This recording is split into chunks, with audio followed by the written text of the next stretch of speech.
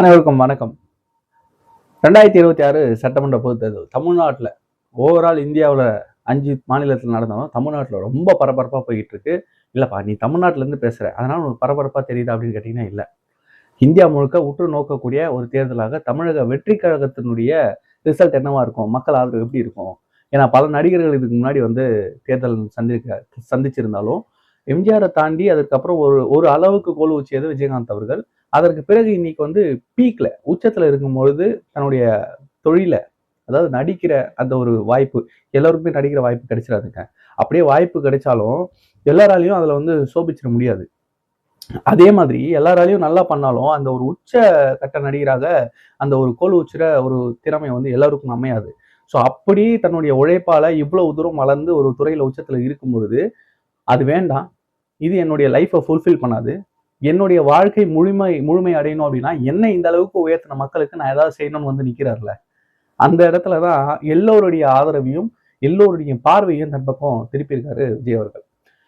இதை சாதாரணமா நான் வேலூர் தொகுதியில பிரச்சாரத்துக்கு நான் கூட போய்கிட்டு இருக்கேன். அந்த பிரச்சாரங்களை நம்ம கண்கூட பார்க்குறோம். ஸோ மக்களுடைய அந்த வரவேற்பு, அந்த ஒரு எதிர்பார்ப்பு எப்படி இருக்கு அப்படின்றத ஒரு ஆஸ் ஒரு ஒரு காமனா இதுக்கு முன்னாடி நம்ம தேர்தலை சந்திச்சிருக்கோம். அவங்களுடைய ரியாக்ஷன்ஸ் எப்படி இருக்குன்றதை நம்ம ஒரு வேட்பாளராக இருந்து பார்த்துருக்கோம். ஸோ இப்போ ஒரு சப்போர்ட்டரா நம்ம பின்னாடி போயிட்டு அங்க என்ன நடக்குது அப்படின்றத ஒரு மூன்றாவது மனிதர் போல நின்று பார்க்குறோம். ஸோ அதை ஒரு ஒரு ஒரு ஸ்ட்ராட்டஜி என்ன அப்படின்னா, மக்கள் என்ன பேசுறாங்க அப்படின்றத அவங்க கூட்டமா இல்லாம நம்ம வெளியே இருந்து சாதாரணமா பப்ளிக்கா இருந்து பார்ப்போம் அப்படின்றது தான் நான் நேற்று ஃபுல்லா அந்த பிரச்சார களத்துல இருந்து பார்த்தேன். உண்மையிலேயே எதிர்பார்ப்பாத ஒரு ஒரு வரவேற்பு அப்படின்றது மக்கள்கிட்ட இருந்து நான் உணர்ந்தேன். வேட்பாளர் போறாரு, வேட்பாளர் பேசுறாரு. ஆக்சுவலா இன்னும் அபிஷியலா வேட்பாளர் அறிவிக்கல. ஆனா கிட்டத்தட்ட உறுதி செய்யப்பட்டிருக்கு. அவர்கள்லாம் வேட்பாளர்கள்லாம் அந்த தொகுதியில வேலை செய்ய சொல்லி தளபதி சொல்லிட்டாருன்னு சொல்லி ஆல்ரெடி வேலைய ஆரம்பிச்சிட்டாங்க. ஸோ திண்ணை பிரச்சாரம் மாதிரி ஒவ்வொரு வீடா ஏறி டோர் டு டோர் கேம்பெயினை வேட்பாளர் வச்சு பசங்க பண்றாங்க. அந்த பகுதி நிர்வாகிகள் கூட அந்த பகுதியை கவர் பண்றதுக்கு ஹெல்ப் பண்றாங்க. ஸோ அந்த பகுதியில பரிச்சயமான முகங்கள் கூட இருக்கு. இன்னொன்னு தளபதி அப்படின்ற ஒரு மிகப்பெரிய ஒரு ஒரு தலைமை அங்க இருக்கு. யார் நின்னாலும் இந்த முறை தாவேகாவுக்கு தான்பா ஓட்டு அப்படின்னு சொல்லக்கூடிய வயதான பாட்டிகள் நான் நிறைய பாக்குறேன். யங்ஸ்டர்ஸ் நிறைய பேர் சப்போர்ட் பண்றாங்கன்றது நம்ம அது வேற. யாருக்கிட்ட யங்ஸ்டர்ஸ் கிட்ட ஒரு பெண்கள் கிட்ட கேட்கும் போதும் அவங்க விஜய்க்கு தான் அப்படின்னு இந்த முறை வாய்ப்பு அப்படின்றத சொல்றாங்கன்றதை தாண்டி வீட்டில் இருக்கக்கூடிய பெரியவர்கள், முதியவர்கள், வயதானவர்களா இருக்காங்கல்ல, அவங்க ஆரவாரம் பண்ணி வரவேற்கிறாங்க. முக்கியமா அந்த விசில் சின்னம் அந்த பாடல்கள் ஒழிச்சு முன்னாடி வண்டி போகும். வண்டி போச்சு அப்படின்னா வழக்கமா திமுக, அதிமுக வண்டிகள்லாம் போகும்போது நான் பார்த்திருக்கேன். எங்க பிரச்சார வண்டியை கூட போகும்போது முன்னாடி வண்டி போகும். அந்த சத்தம், அந்த ஒலிபெருக்கியோட சத்தம் ஒரு மாதிரி இரிட்டேட் பண்ணி அந்த கதவுகளை சாத்துவாங்க. டிவி சவுண்ட் கேட்கல, போன் பேசிக்கிட்டு இருக்கோம் கேட்கல, பசங்க கிட்ட பேசிட்டு இருக்கோம் சரியா கேட்கல, இது வேற சத்தம் கத்திக்கிட்டு இருக்கு அப்படின்னு சொல்லி கதவை சாத்துவாங்க சத்தத்தை அடைக்கிறதுக்கு. ஆனா உள்ள வீட்டுக்குள்ள இருந்தவங்க அந்த சத்தத்தை கேட்டு கதவை திறந்து வெளியே அந்த வண்டியை பார்த்து எங்க யார் வராங்க, பிரச்சாரத்துக்கு வராங்களான்னு 2 பக்கமும் தெருக்கல்ல வெளியே நின்று பார்த்துக்கிட்டு இருந்த குடும்பங்களை நான் வண்டி கூட போகும்போது நான் பார்த்தேன். அந்த ஒரு எதிர்பார்ப்பு, அந்த ஒரு புன்னகை இருக்குல்ல அந்த முகத்துல, அந்த சந்தோஷத்தோட இவங்களை வரவேற்கணும் அப்படின்ற ஒரு எண்ணம் மக்கள்கிட்ட தன்னெழுச்சியா வரணும். அது இங்க இருக்கிறவங்களுக்கு வராது. இது வரைக்கும் ஆண்டவங்க, இந்த மக்களை ஏமாத்தினவங்க, பொய் வாக்குறுதிகள் கொடுத்து ஆட்சிக்கு வந்தவங்க, ஆட்சிக்கு சர்வாதிகார ஆட்சிக்கு கொடுத்தவங்களுக்கு அதெல்லாம் புரியாது, கிடைக்காது. அப்படி ஒரு புன்னகையோடு அதை வரவேற்று கவலையே படாதீங்க, நீங்க ஓட்டு கேட்கறதுக்கு முன்னாடி நான் உங்களுக்கு தான் என் ஓட்டுன்றதை நான் சொல்றேன்னு முன் நிறைய பேர் பேசினாங்க. இதெல்லாம் களத்துல எனக்கு அப்படியே ஒரு பிரமிப்பா இருந்தது. அதை தாண்டி நிறைய பேர் பேசுனாங்க. நிறைய பேர் அவங்க வீட்டு பசங்க கிட்ட பையன்கிட்ட எப்படி பேசுவாங்க அந்த மாதிரி அந்த வேட்பாளர் கூப்பிட்டு நிக்க வச்சு பேசுறாங்க. அவ்வளவு பேர் டைம் ஸ்பெண்ட் பண்றாரு. ஸோ அந்த அளவுக்கு ஒரு ஆர்வம். சரி, இது நம்ம வந்துட்டோம், வேட்பாளர் வராங்கன்னா ஃபர்ஸ்ட் டைம் பாக்குறதுக்கு யார் வேட்பாளர் வராங்களா, சரி ஓகே பார்ப்போம், ஒரு ஆர்வத்தில் நிக்கிறாங்கன்றது ஓகே. நோட்டீஸ் கொடுத்து வேட்பாளர் பேசிட்டு போனதுக்கு அப்புறம் அந்த நோட்டீஸ்கள் குப்பைகளை வீசப்படும், இல்லைன்னா கீழே போட்டுருவாங்க, இல்லை கசக்கி போட்டுருவாங்க. இதெல்லாம் நடக்கும். இது எனக்கே நடந்திருக்கு, நான் பார்த்துருக்கேன். நம்ம முன்னாடி நல்லா பேசுவாங்க, பின்னாடி கொஞ்ச நேரத்தில் அதெல்லாம் மறந்துட்டு இதெல்லாம் தூக்கி போட்டுருவாங்க அப்படின்ற மாதிரி யோசிச்சுட்டு நான் வெயிட் பண்ணி அதுக்கப்புறம் இவங்க போனதுக்கப்புறம் நான் பின்னாடி போறேன். கிட்டத்தட்ட அவங்க கடந்து போய் ஒரு 15 நிமிஷத்துக்கு அப்புறம் கூட அந்த தெருக்கல்ல அந்த நின்றுகிட்டு இருந்த மக்கள் டிஸ்கஸ் பண்றாங்க. அந்த நோட்டீஸை கையில வச்சுக்கிட்டு டிஸ்கஸ் பண்றாங்க. பக்கத்து வீட்டுல பேசுறாங்க, கடைமுனையில நின்று கடைக்காரங்க கிட்ட பேசுறாங்க. அந்த கடையில ஒரு 4 பேர் புதுசா அப்பதான் வண்டியில அந்த இடத்துக்கு வந்திருப்பாரு, என்னப்பா அப்படின்னாங்க, இந்த மாதிரி அந்த மாதிரி போனாங்க அப்படின்னு சொல்லி அவங்க பேசுறாங்க. அவங்க ஓட்டு கேட்கறாங்க, பா இந்த முறையும் போடுப்பா, இந்த முறையாவது சும்மா நீ அவருக்காக பண்றேன், பரம்பரையா போடுறாங்களா, இந்த மாதிரிலாம் பேச்சு பேசாத அப்படின்ட்டு பப்ளிக் கேன்வாஸ் பண்றாங்க. இங்க கேன்வாஸ் தாவேகா பண்ணல, பப்ளிக் பண்ணுது. இதுதான் நான் இங்க ஒரு மிகப்பெரிய ஒரு சேஞ்சா பாக்குறேன். இந்த ஒரு மாற்றம் தான் இந்த வெற்றியை இந்த 2027 தாவேகாவை கொண்டு வர போகுது அப்படின்றத நான் உறுதியா சொல்றேன். உங்க கூட்டணிகள் உங்களை வெற்றியை கொண்டு வராது. உங்க கூட்டணி கட்சி தலைவர்கள் உங்க கூட காபி சாப்பிட்டு கூட உட்காந்து ஒன்றி உறவாடி பேச்சுவார்த்தை நடத்தி வெளியே வந்து பிரஸ் மீட் கொடுக்கறதுனால உங்களுக்கு ஓட்டு விழுந்துராது. இந்த மக்கள் பிரச்சனைகளுக்கு பேசணும், இந்த மக்கள் பிரச்சனையை உணரணும்.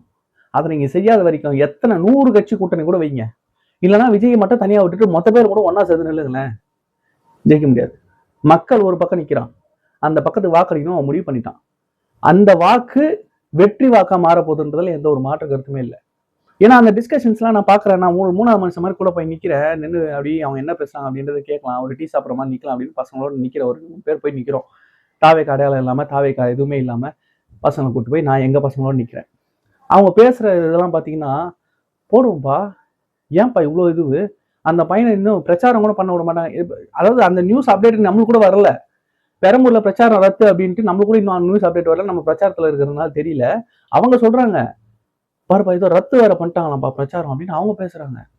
தலைமைச் செயலகம் போயிட்டாரு நேத்து, தலைமைச் செயலகம் போயிட்டாருப்பா அவங்க ஆளு, சீக்கிரத்துல ஆட்சி அமைச்சு ஆட்சி பதவி ஏற்க போவாரு கண்டிப்பா அப்படின்னு மக்கள் பேசுறாங்க. என்னங்க என்ன தலைமைச் செயலகத்துக்கு போயிட்டாரு, நம்ம நியூஸ் தேடி பார்க்க வேண்டியிருக்கு.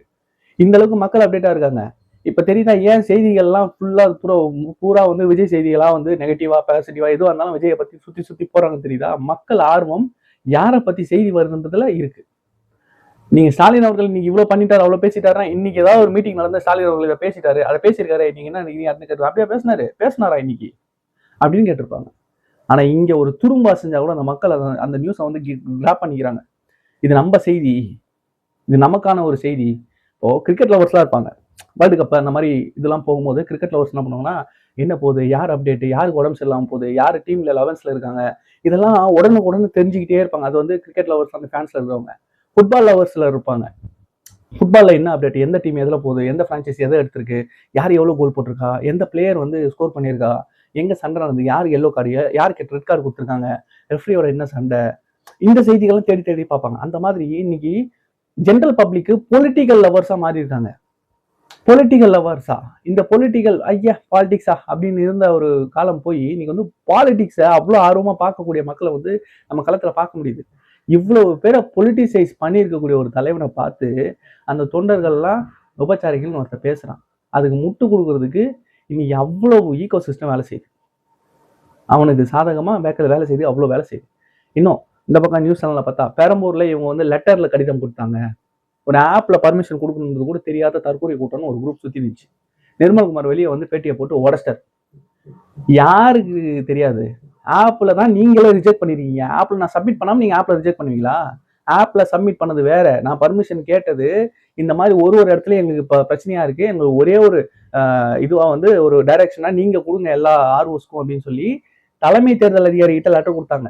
பெரம்பூர்ல பர்மிஷன் இன்னும் லெட்டர் கொடுக்கல, அவங்க அப்ளை பண்ணது ஆன்லைன்ல. 48 மணி நேரம் கழிச்சு நீங்க ஏதாவது ஒரு ரீசன் சொல்லி அதை க்ளோஸ் பண்றீங்க, கேட்டா அங்க வேலை நடந்துகிட்டு இருக்கு, அங்க 3000 பேர் நிக்க முடியாதுன்னு ஒரு கதை சொல்றீங்க. அப்ப எப்படிங்க மற்ற கட்சிகளும் கொடுக்குறீங்க? இவங்க என்ன ஒத்துக்கிறாங்க அப்படின்னா, மற்ற கட்சிகள்லாம் கூட்டப்படுது, கூடுறது கிடையாது, அது அவங்களுக்கு நல்லாவே தெரியும். 200 ரூபா கொடுத்து கூட்டு வந்து இங்க நில்லுன்னா காலையில இருந்து நிப்பான், அவன் அசைய மாட்டான், ஆட மாட்டான், ஒண்ணும் பண்ண மாட்டான், ஆரவாரம் பண்ண மாட்டான், கைத்தட்ட மாட்டான், அவனுக்கு ஒன்றும் புரியாது, அப்படியே நிப்பான். அந்த கூட்டத்தால பிரச்சனை கிடையாது. ஆனா இது தலைவன் என்ன பேசுறான்னு கேட்க ஓடும், தலைவனை பார்க்க ஓடும், அவன் சொல்ற விஷயங்களை கேட்டு 4 வீடியோ எடுத்து அவன் ஷேர் பண்ணி அதை 4 பேர் கொண்டு போய் சேர்க்கணும்ன்ற ஆர்வத்துல ஓடுவான். அந்த இடத்துல எங்களால கண்ட்ரோல் பண்ண முடியாதுங்க, உண்மையான மக்கள் சக்தி தான் இதை கண்ட்ரோல் பண்ண முடியாதுங்கன்றான். இங்கேயும் ஏதாவது சதி வேலை நடந்துருமோன்னு உண்மையிலே எங்களுக்கு பயமா இருக்கு. கரூர்ல சதி வேலை நடந்தது, நம்ம கேஸ் கொடுத்து வழக்கு போய்கிட்டு இருக்கு. தலைவர் கரூர்ல இருந்து கோயம்புத்தூருக்கு தவிட்டாரு தொகுதியை. கரூர் கோட்டை, கரூர் கேங் எல்லாம் சொல்லிட்டு இருந்தாங்க, ஏன் கரூர் விட்டு போனாரு, ஏன் பயந்து ஓடுறாரு, நிக்க வேண்டியதானே? எல்லாத்தையும் பார்த்துக்கிட்டு இருக்காங்க மக்கள், ஒன்னுத்தையும் வர்றது இல்லை. ஸோ நம்ம நினைக்கிறோம் நம்ம நரேட்டிவை டிவியில் செட் பண்ணிட்டா அதான் நடக்குதுன்னு, மக்கள் எல்லாத்தையும் தாண்டி போயிட்டாங்க. டிவியில் நீ என்னெல்லாம் போய் சொல்றதை மக்கள் தெளிவாக கண்டுபிடிச்சிடுறாங்க. ஸோ இதுக்கப்புறமா இந்த ஃபேக் நரேட்டிவ்லாம் செட் ஆகாது. தேர்தலில் களத்தில் மக்கள்கிட்ட எல்லா கூட்டணிகள் எல்லாத்தையும் தாண்டி உங்களுடைய எல்லா பணபலம், ஆள்பலம், இந்த வரைக்கும் அனுபவம் எல்லாத்தையும் தாண்டி தாவேக்கா முன்னேறி போயிட்டே இருக்குன்றதை சொல்லி இந்த காணொலி முடிக்கிறேன். இந்த காணொலி பத்திர உங்களுடைய கருத்துக்கள், களத்தில் தாவேக்கா பிரச்சாரம் எப்படி இருக்குன்றதை நீங்க பார்க்கறத கமெண்ட்ல சொல்லுங்க. நன்றி.